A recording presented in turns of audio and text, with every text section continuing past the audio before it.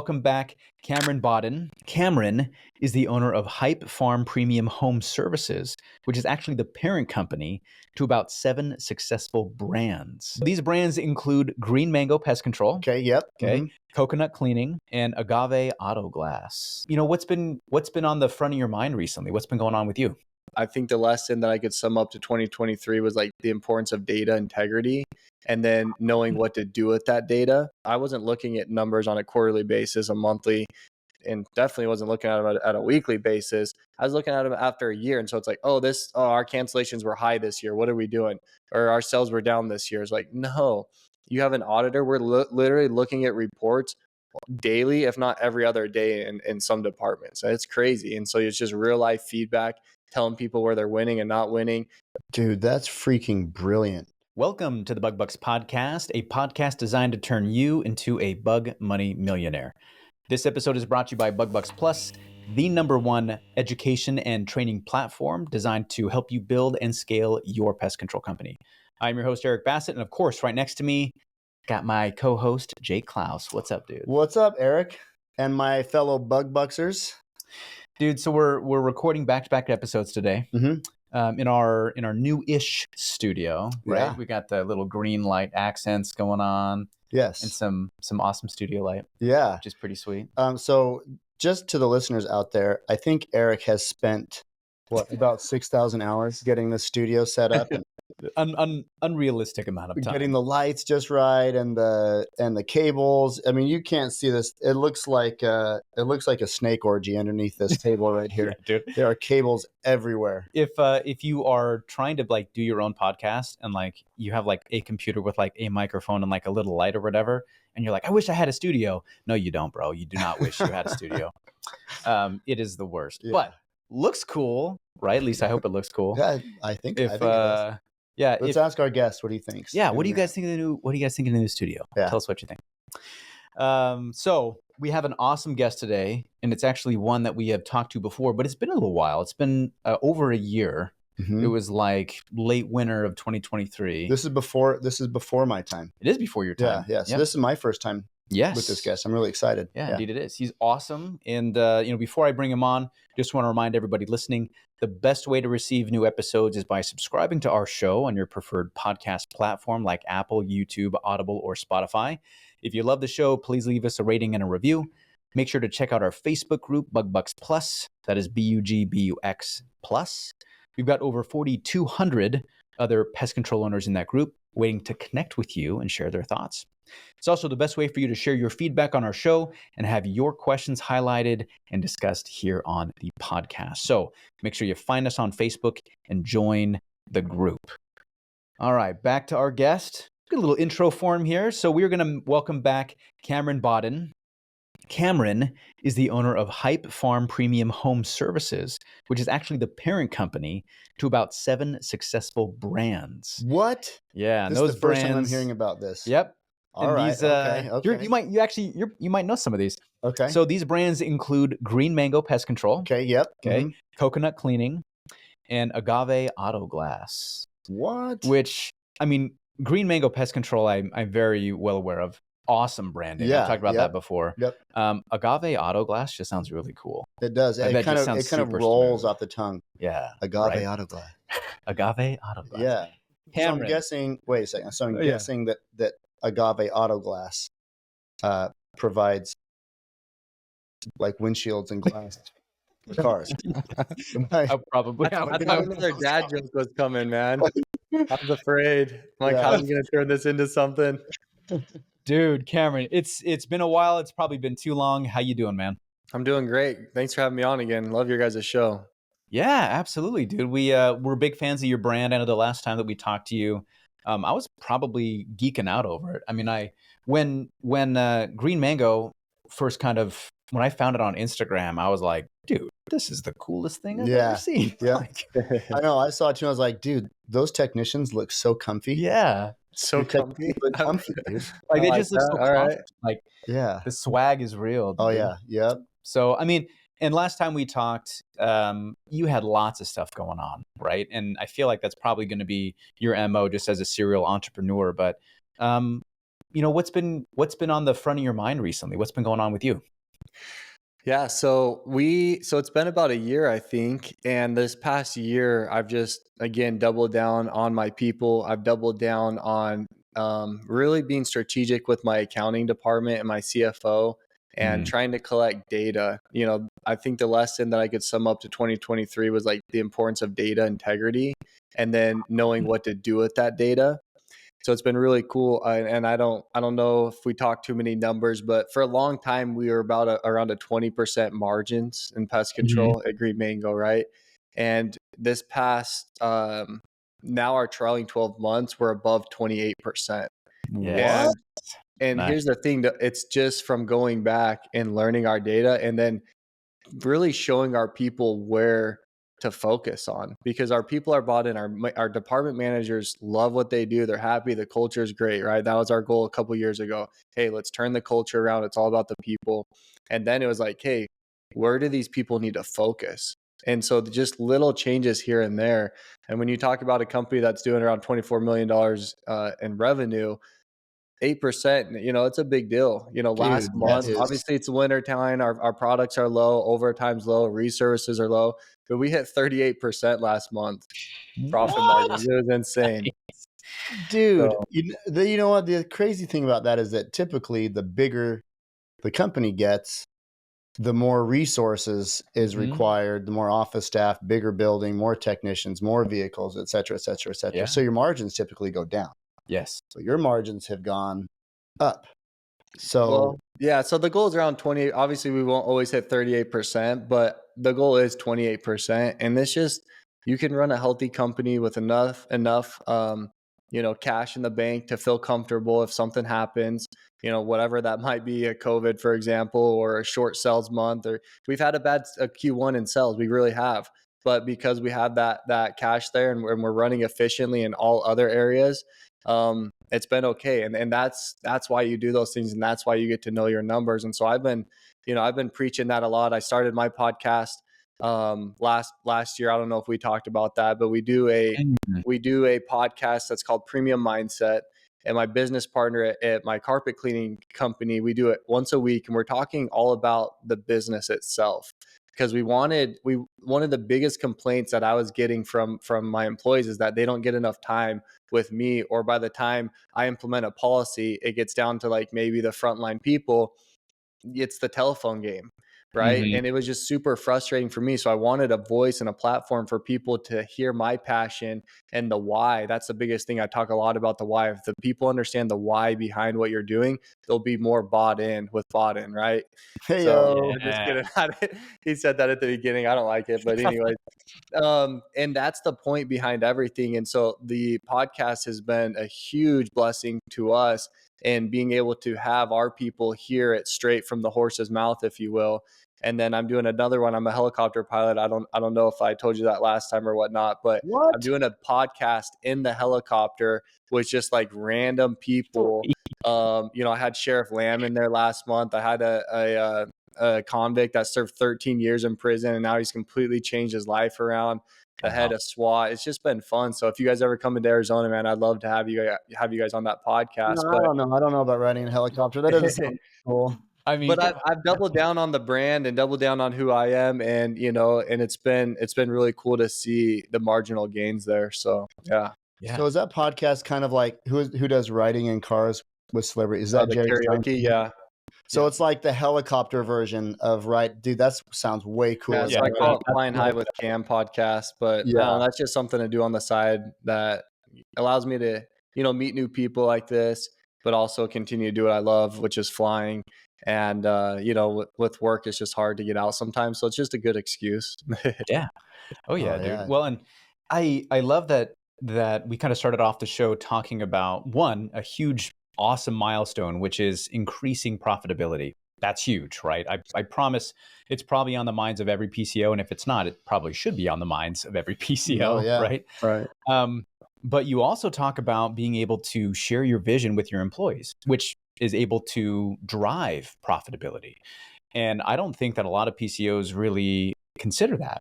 It's always Yeah. about oh, where are my employees wasting time, or, how are we wasting resources, or how are we, not effectively using this type of resource. But you're talking about it from the format of, how can I connect with my team better so that, they can be more bought in and more engaged. And then if we can actually look at the data and they're engaged in that data, it's not just me throwing numbers at them, but if they actually understand what's going on and we're speaking the same language, they know what they can actually do, what efforts they can take that actually influence that number and that profitability, right? Yeah. I think it's Simon Sinek that has the quote, "You don't just want to do business with people who need a job, right? You want to do business with people who believe what you believe in." Yeah. Mm-hmm. And people will bend over backwards for you when they understand your vision and they connect with you, right? You make their vision your vision, you like kind of put it together. They'll do all sorts of stuff for you. And when you take a company like yours and you're able to increase the profitability by the margins that you guys have, that says a lot about the way that you've been able to connect with your team, which is just awesome. Yeah. Thanks, So, man. yeah, dude, hats off to you. I wanted to ask, obviously you've got the podcast, which has helped a little bit. When it comes to, rolling out new policies, having new initiatives, do you have a particular process that you follow so that you can maintain the communication from the top all the way down to the bottom? That's funny because that was my biggest frustration. I felt like every year, and I'm sure every pest control owner that I talk to feels the same way. And so I'm sure if a PCO Mm-hmm. is listening to this podcast, which you guys have a ton, they're feeling like they live the same life every single year, right? It's the same problems. This technician's doing this customer service rep's doing that, the billing department's doing that. And honestly, like I was going crazy last year, and I was talking to a mentor of mine, and he said you need to do two things really. He said you need to have an auditor that audits every single system and policy that you have put into place, and then report on that. And at first it was like, you mean I need to like babysit my managers? And he's like, you can look at it that way, or you can just look at it as quality control and just say, hey, I'm paying for a spot to make sure that when I put a policy into place, it's being executed perfectly, because that's my life. When I go and let's take like the cleanliness of the trucks. Like we're huge on brand. We're huge on what our trucks look like, what our technicians look like. I can go ride my branch manager on that for a month, get it back into perfect order where everyone's washing their truck every other day, right? But as soon as I take my eyes off that and go somewhere else, this guy might slough off a little bit. Now Cameron's only looking at him once a month now, or once every couple months. But if I have an auditor once a week, go out there and check it and then send a report, yeah, 9 out of 10 trucks were clean or whatever it might be, like then they're holding people accountable. So that's the biggest thing once I implement it. The next thing is it's kind of playing in with the podcast. So I've done two things. It's the podcast, and then I'm holding a company-wide meeting now. And this is again from my mentor that he does, because he has 37 different locations that he's running. They did, Wow. this guy's doing over $40 million in EBITDA. And so it's like, this is the guy that I'm looking at, like, how are you doing this? Right. I can barely run one branch in Arizona, let alone 37 across the country. And he said, once a month, I have this meeting where every single person is required to be on this meeting. And it's a Zoom meeting. Some people can be, live at the headquarters if they want. Most guys are out at their first job in their truck watching it. It's about an hour to hour and a half long. And you run through every single department, talk about the wins, the losses, the updated news. So marketing's going, billing's going. We're talking about just everything, all the KPIs in every single department, right? Mm-hmm. And then the last 5 to 10 minutes, or maybe longer if there's time, the owner gets up and gives a training. And that way everyone gets that personal time with the owner, and they're updated on every single department, and they're hearing, what are we working on next month? What's our goals? What's our vision? So we do that the second Tuesday of every single month. And we've been doing that every day or every month this year so far. And it's been awesome, because people now, we're not hearing as much as like, I didn't know about this promotion, or I didn't know about that promotion, or I didn't know about this company change. So between the auditors and having those company-wide meetings with the podcast, I feel like my people are, again, understanding the vision, understanding the why, and they're becoming more and more bought in. Dude, yes. Yeah. You know what? That's nuts. And I was just about to ask you, as a $24 million company, because a lot of companies, the challenge that they get, or the challenge that they have, is that once the company gets bigger than what they can touch immediately, right, and things start to get outside of their grasp, one of two things happens. I mean, on the negative side, the first thing is that they start to realize that things are getting past their grasp, and so they bring everything back to a comfortable level so that they can still touch everything. Or when things start to get beyond their grasp, then it gets beyond their grasp and they can't touch it anymore, and things start to fall apart. So for Green Mango, you're talking about, you have this company culture that goes from you all the way down to your newest frontline guy. So what's the process that you use, or how do you keep your vision top of mind with all of your people, all the way down to your newest frontline guy? Yeah, so that's how I'm doing it right now, right? It's the podcast, it's the company-wide meetings, and then it's weekly training with all my managers and encouraging them to have their trainings. So I believe in the rule of 7, and I apologize if we're repeating some of the stuff that we talked about a year ago, but It's I'm all a good huge stuff. advocate that you do not have a manager over more than 7 people, because at that point it's impossible to really manage them. And I'm not even talking about how to spray a route or how to hit their KPIs or anything like that. I'm talking, what's their spouse's name? What's their kids' name? What's their goals in life? Where do they want to be in the next 3 years? You become a friend to them. And once that manager becomes that friend, they're not calling out anymore at work, because they're not calling out to Green Mango. They're calling out to their manager, who cares about them and knows that if they don't show up, that their route completion for that week is going to take a hit. And what someone on their team that they have a relationship with, right, is going to have to suffer that, maybe in a bonus, or maybe having to work extra and take time away from their family.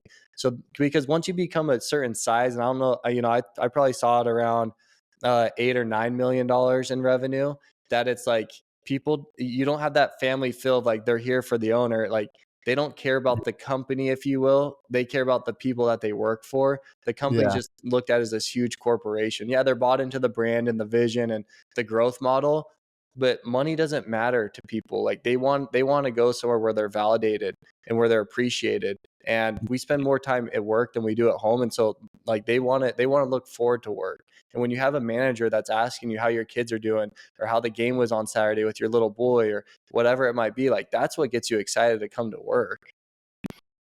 Yeah. Is it a John C. Maxwell? Like, people don't know how much care you care how until they know how much you care. Right. Yeah. Yep. No, we've all heard that one before. Well, and the other John C. Maxwell quote too, that kind of drives everything that we do. Well, I wouldn't say that. It stands out in our mind that leadership is influence, nothing more and nothing less. And if you don't have influence with your people, you're not a leader. And all the title gets you is time. Time to either gain influence or lose influence, depending on how you use that time. Yep. And dude, I love the way that you're talking about these. We read, as a company, we read Extreme Ownership several years ago, and that concept of decentralized command kind of changed the way that we did it. So now the company's broken down into smaller tiers. We don't have tiers of 7. It's more like 3 or 4. But dude, just hearing how you've scaled that, it just kind of gives me this idea that you just keep scaling that. You just keep scaling that model, and then you can just keep growing. Yep. That's pretty cool. Well, and it's, having a proven system and a process when it comes to the communications, right? And looking and holding your team accountable for data. I think, obviously Extreme Ownership was a huge book for us, from Decentralized Command. And then another book that I had read before I even came to Natura was 4DX, 4 Disciplines of Execution. Okay. And that was just kind of a framework. It's what we've been using to kind of manage our meetings and set goals and do weekly developments with management and staff and other things. And the combination of those two things is what has helped us maintain performance, right? Maintain standards. And I remember at the beginning of this year, and it's always something that kind of tugs away a little bit every single year that you grow, right? You get a little bit bigger and things get a little bit crazier. And everybody involved is like, how do we really have to have a meeting? We're just so busy. Like, do we really need to do that? Like, we just got so much going on. Like, what's more important? Should I service this house, or should I take this call from a technician, or should I come to this staff meeting? Right. Right. And you kind of downplay the importance of the consistency of these meetings. And then, you let one meeting go, and then all of a sudden another meeting goes, and another meeting goes. And then you lose traction, and you lose how connected everybody is. Right. And so when you're talking about having these regular meetings and you have a specific format for how many people you want each manager to manage, right? So that they can maintain not only the developments they have with those people, but the quality of the connections they have with everybody, right? I mean, I've seen some of these other companies that have, you've got a manager that is over whatever, 15, 20 people. And it's like, how in the world can you keep all those guys straight? It's like organizing mice. Yeah, dude, there's just no way. And the quality of the developments, I mean, how do you schedule 20 developments every week? Like there's just no way you're going to be able to do it. And ride-alongs and all these other quality touch points. The thing is they don't. We're going to take a quick moment to highlight one of the premier sponsors of the BugBucks Plus platform. If you're looking for a way to drive 5-star reviews, employee and customer engagement, and provide additional tips and bonus compensation for your team members, Applause is the platform for you. Applause makes it easy with their streamlined online platform and app. They give your management team clear and detailed reporting and provide competitive leaderboards that drive employee engagement. And these are just a few of the benefits that Applause delivers. To learn more about how Applause can take your company to the next level, visit ApplauseHQ.com. That's APPLAUSEHQ.com. And remember to ask about special discounts for BugBucks Plus Facebook members and BugBucks Plus subscribers. Now back to the BugBucks podcast. Right? And then as the owner, you come back around, you're like, hey, what happened about this that we talked about? And then their manager's wanting to quit because he's stressed out. The work-life balance isn't there. And then, you're stressed out as an owner. Like, I lived that life forever. And that's why I started doing it. So I've seen both sides, and I've definitely ran both sides. And yeah, it cost me, I figure about $400,000 a year in management fees to obey this rule of 7. But in my opinion, it's worth it because the quality of life of my managers, because when a manager tells me he's stressed out now, I say, you're not, either you haven't trained your people enough, or you're not, like, you're doing a horrible job as a manager. I'm sure that's hard to hear, but like, you should not be stressed out. And I always say, what if you had 7 Camerons on your team? How many times a day would I call you? How many times would I need you to help take my stops? How many times, whatever the call is that they're calling you for, what if you had 7 of Camerons, right? Would I call you? No, that'd be the dream team. We'll put a little effort into your team and train them for a month or 2, and then have 7 Camerons. Like, there's nothing special about me, right? It's training and effort and making that person feel appreciated, which will make them the best technician, the best salesman, whatever it might be. But that's going back to the point of the auditors, right? Because you'll go implement the system, the owner goes and implements it. And then if you had an auditor in place, even if he was managing 15 or 20, he could see that it's slipping a lot faster than where I would be like at the end of the year when I'm looking at my numbers. Because I wasn't looking at numbers on a quarterly basis, a monthly, and definitely wasn't looking at them at a weekly basis. I was looking at them after a year. And so it's like, our cancellations were high this year. What are we doing? Or our sales were down this year. It's like, no, you have an auditor. We're literally looking at reports daily, if not every other day in some departments. And it's crazy. And so it's just real life feedback, telling people where they're winning and not winning. And then you're not feeling like, you're wasting a meeting, because people see it. Oh, we're going to implement this policy today, and in 3 months from now, it's not going to mean anything. No, that's not true. If it's implemented now, our auditor's on it. Like, we want to implement it until we make a change, if ever. Dude, that's freaking brilliant. Because there you go, your company starts to get beyond your reach, and then you can't touch everything. But the auditor is like the extension of your hands in that way, right? You say, I want this to happen. So are you saying, when you're looking for somebody to be an auditor, are you looking for someone that's like a phenomenal executor? Or are you looking for someone that's a phenomenal strategist, or just a great leader? Or who are you looking for that position? You're not looking for a leader. You're not looking for like an executioner. You're just looking for someone that's very detail oriented Mm, and okay. like is very strict. So there's not like a degree that I can think of that like qualifies someone for this. It's just someone that There's is not a probably a degree little that qualifies OCD. anybody for anything, really, in my mind. There you go. A little OCD, but very detailed. So and Yeah. you got to trust them, right? So if you say, "Hey, in this department, I want you to check these 5 things once a week or once a month or whatever it might be," you have faith that they're going to go execute that because you don't have anyone auditing the auditors, right? Yeah. Right. So it's just having that trust and that faith in that person. Now, here's the thing: what I will say about the auditors, because I've done it wrong before. I tried this 4 years ago, and everyone hated the auditor because she came at them as like, "You're doing this wrong. You're doing this wrong." So the information has to be presented in the right way.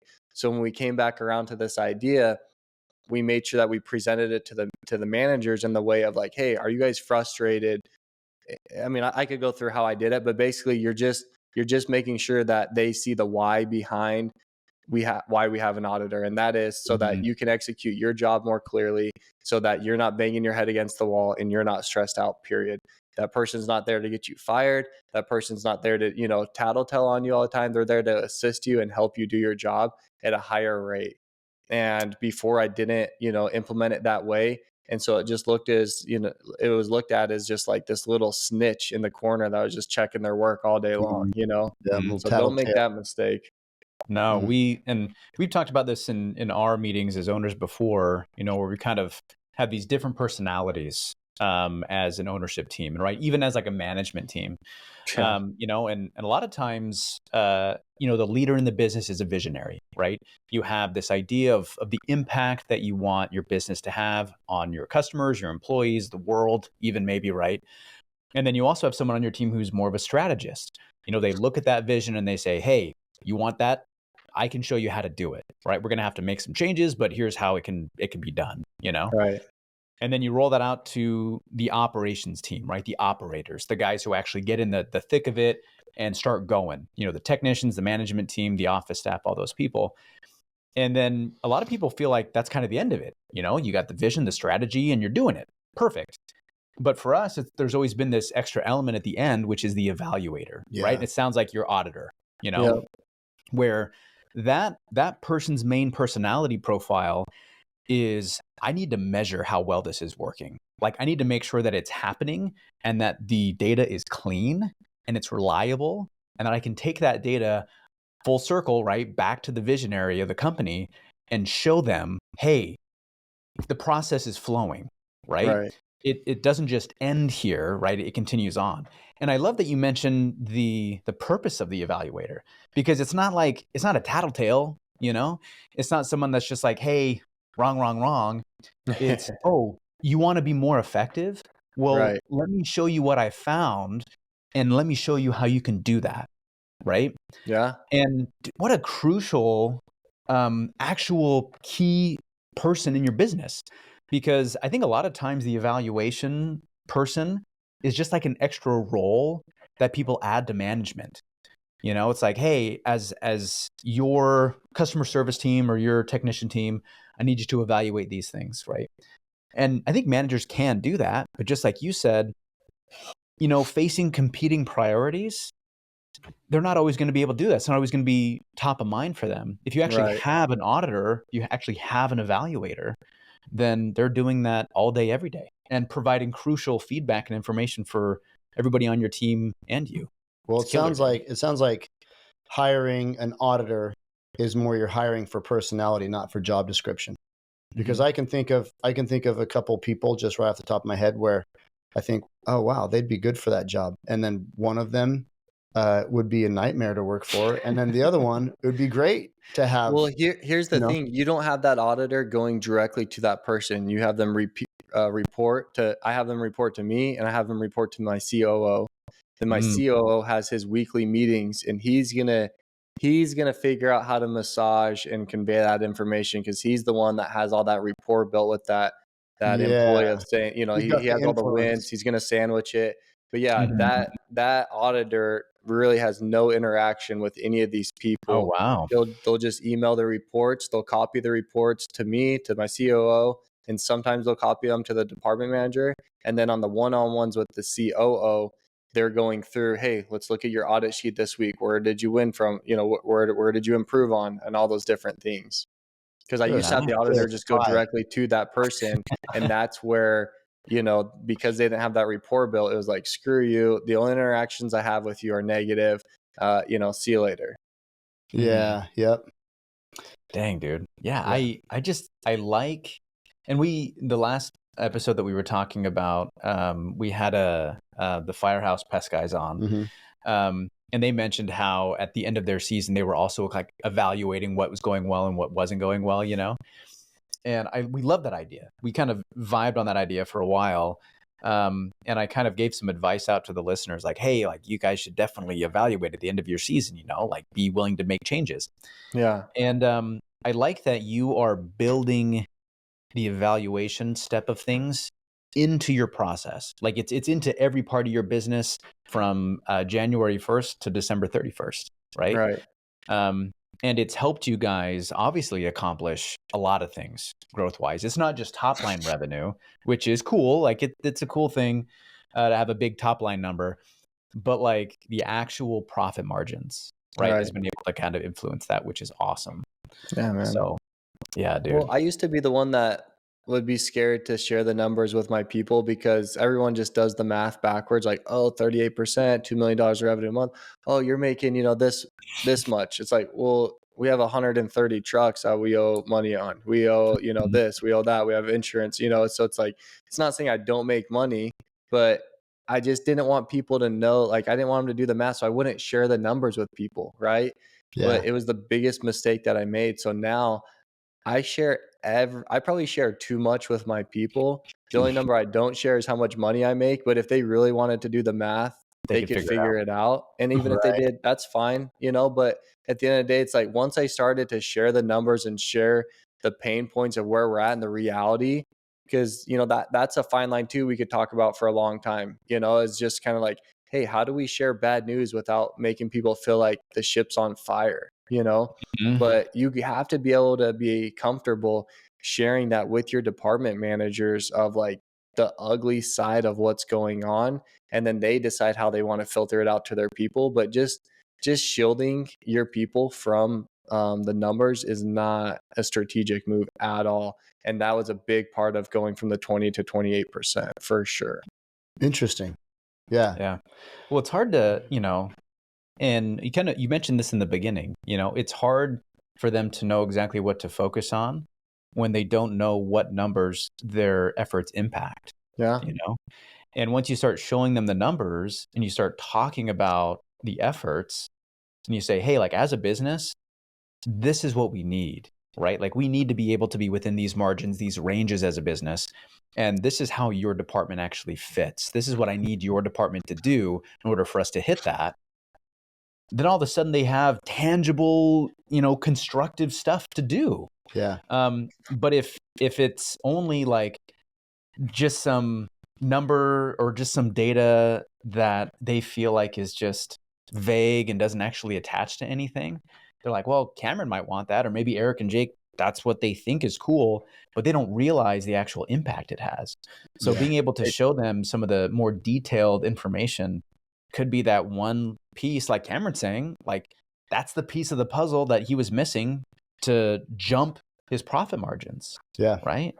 And, I think, I don't know, like it's tough. I think that a lot of PCOs are where you were when they don't really want to share a lot of that stuff. Like you kind of keep it really close to the chest because you realize that you're at a different part in your life than most of your employees are. Oh yeah. Right. That's always kind of been like, that's the fear, right? Because the employees are employees. You hired them and they're at that stage in their life. But as the business owner, it's like, dude, I have put my blood, sweat, and tears. At times, I have mortgaged my home. It's like the sacrifices that I have made, and in not only learning the skills I need to learn to build this business, but all the skin in the game that I've had this whole time.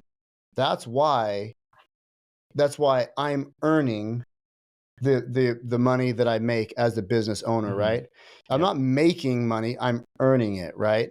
And Yeah, so I like that. sometimes I think there's a fear in sharing numbers with your employees because, like you said, you know, they might come back and say, well, you know, they're making so much money, and I should get some of that, the piece of that pie. And it's like, uh, gosh, I'm sharing as much pie as the market dictates that I should be sharing, Yep. So I don't know. It's kind of tricky. As we're talking about it, it's funny, right? Like it's almost embarrassing to talk. It's like, oh, give your people the vision and they know where to go. And it's like, oh, it's that easy. Yeah. So why don't most people do it? And it's just, and that's where I feel like a lot of people go wrong, including I know this because it was, I made this mistake. It's like whenever someone hires somebody, they don't have it written down. They don't have a manual. They don't have the KPIs in place for that person that they want them to hit. And then all of a sudden, 2 to 3 months later, right, they're frustrated at this employee because they're not hitting this expectation that was verbally given. And Mhm. that's where a lot of people go wrong. And so what we've doubled down on this year is making sure that we have manuals in place, and we're not perfect. I'm not sitting here saying like, oh, look at it. It's like, but we've made these improvements, and we just signed up for Trainual. I know that's been getting hit up Mhm. big time. I'm sure a lot of people have, but I think that's going to be a game changer for us. Everything in one place to where it's the same training. People know exactly what to focus on. The one win that we did have last year, and I know it helps us, is like we made sure that every single department, one, had KPIs that even the owners know and the managers, but then the people knew them as well. Because now the people know where to go. Because when you and I are having a conversation, all three of us are experiencing something different. You're hearing me say something, and it's translating a completely different way than someone else will that's listening to this podcast. And that's what's so scary about a verbal commitment or a verbal agreement when you bring somebody on. But guess what? Most of the pest control owners, they don't sit down and type up what they want out of that guy, but they have this expectation in their head of what they wanted to do, and then they're firing them. And it's like, these poor employees, man, we're screwing them because they have these unrealistic expectations from us. And that's one thing that we doubled down on. The second thing, and I'll be the first one to raise my hand and say I'm uncomfortable doing this, but as I've pushed, my HR manager has actually really pushed this, because we're getting to a point now where it's like, it's hard to fire people, right? Like we have to have this trail of warnings and write-ups and just this huge paper trail to kind of cover our butts, Yeah. So our HR manager, like, really, there's some things that are non-negotiables that we'll fire people for right away, but a lot of things we give like a 2 to 3 strike warning and then you're out. And but once we've documented these, it's crazy to see how many people, one, appreciate the write-ups, but two, turn it around. And what I love about a write-up, and why I would encourage everyone to do this, is because most of the time, if you're like me, where you don't really like sitting down and telling someone like, hey, like, you sucked at this or you did this wrong, like, that's uncomfortable. And most of the time when you get in front of that person, you kind of round out the edges a little bit, and you kind of sugarcoat things so you're not so blunt to that guy. Well, when you write something out, you're doing it alone, right? You're saying, hey, I'm writing you up because of X, Y, Z. And it's like literally black and white. And then when you get in the meeting, you're handing it to them and just saying, this is what it is. And now it's on paper. Both people understand exactly why they're being written up, what the next policy or what the next action item is. And then there's the course of action of what you want to see them change. And then now they know. And it's impossible for them. They could read it and maybe have a different interpretation, but it's on paper. It's written out saying, hey, this is what I need you to do now. We've seen so many success stories of keeping people longer because just people's expectations were on the same page, and we had those conversations. My CFO, right? We literally wanted to fire this person, and I better be careful here, but it's like she was just doing all the wrong things. We're like, dude, you have to write her up first. You can't just fire her. He writes her up, like literally throws the book at her, right? Now she's like one of the best people in our That's accounting crazy. teams. And it's been over a month. So it wasn't just like a fluke, right? Yeah. And that's the power of writing someone up and having it on paper to where you both understand what's going on. So there's a lot of things we can be doing. There's a lot of improvement for everyone, but those 3 or 4 things that I've talked about today, KPIs, writing people up, sharing the numbers, like those will literally change your company. Having KPIs put in place, it'll make a huge difference in your in any company really, but especially pest control. Yeah, dude. Dude, I think it's Alan Draper. One of his favorite ways to say it is that the easiest way to be unfair with somebody is to be unclear with them. I like Right. that. Well, yeah, that's brilliant. And yeah. dude, the first time he said that, I was like, yes, dude, that is freaking fire, right? Mic dropper moment. Yeah. And we have clear set KPIs in our office, and we didn't always have those. And then we actually went the extra mile, and we got a big 65-inch TV, mounted it on the wall, right? Yep. Put the widgets for our KPIs on there, and they all actually have access to these Google Sheets that they input all their numbers into. Cool. And as they like hang up the phone, they input their stuff, and it immediately changes the widgets on the TV. Nice. Right? That's so huge. Anybody walking by can see how they're doing. Like, it's completely transparent, the performances, right? And we've started building the same thing for our technician team. The widgets and stats and stuff for technicians were a little bit less easy to find. It's not just closing, conversion, contract value, right? Yeah. But having, like you said, having KPIs, right? Them understanding what those numbers mean, right? Sharing the data with your team, making sure they understand what that stuff is, dude. Such like, they're very simple things to change that make such a huge impact. And like you said, they're not easy to change, and they're going to make you uncomfortable. But the amount of impact that they have is so huge, right? Yeah, I mean, if you're listening to this episode and you're not champing at the bit, waiting to change some of this stuff, maybe not right here in the middle of May, but maybe you can change some things. But if you're not looking to change some of this stuff, man, you're crazy. This is great, Cameron. Yeah. This has been awesome. Man. Yeah. So we're crazy short on time, but of course, round 2, Cameron, you have not disappointed at all.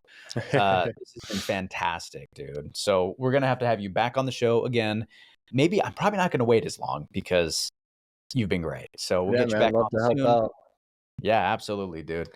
And next time we're down in Arizona, helicopter ride. Yes. I'm serious, man. Hit me up. Yeah, Okay, round 3 of the podcast is going to be from the helicopter. Yeah. Oh, yeah. That'd be fun. What state are you guys in again? Washington. Washington. Cool. State. Yep. Yeah. Nice. Yeah. So awesome, dude. Well, Cameron, if people want to follow your journey, they want to reach out to you, what's the best way for them to get in touch with you? Instagram's the best. My username's CBawden, Bawden.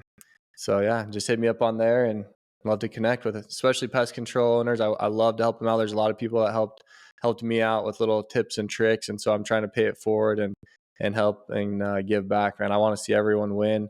And I used to have this mentality. It's like, oh, I have to be first. There's no one else can touch me. But it's like, dude, there's so much business out there. There's so many customers. If these people understood, what I had to go through, and take the lesson of hundreds of thousands, if not millions of dollars to learn, like, I'll give it to them for free if it can change their life, change their family. And that's what it's about. That's where the fun really happens.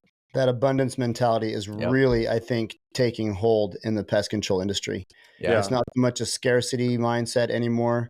Yeah. Maybe with like the quote unquote older generation of pest control people. But, I've always said there's enough pie that everybody can have as much as they want. It's just so much. And so having that abundance mindset really makes all the difference in the world. Yep. Not a zero-sum game. It's not even close. Yeah. Hey, who's on your computer right there? I can't see. It's not clear. Who's on the front of your computer? Oh, this is my son.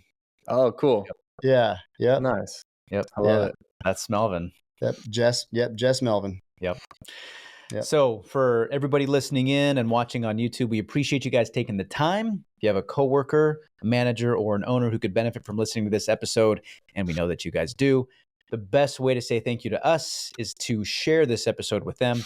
If you haven't joined the Facebook group yet, go find the group and join. It's BugBucks Plus. Lots of information and great connections there.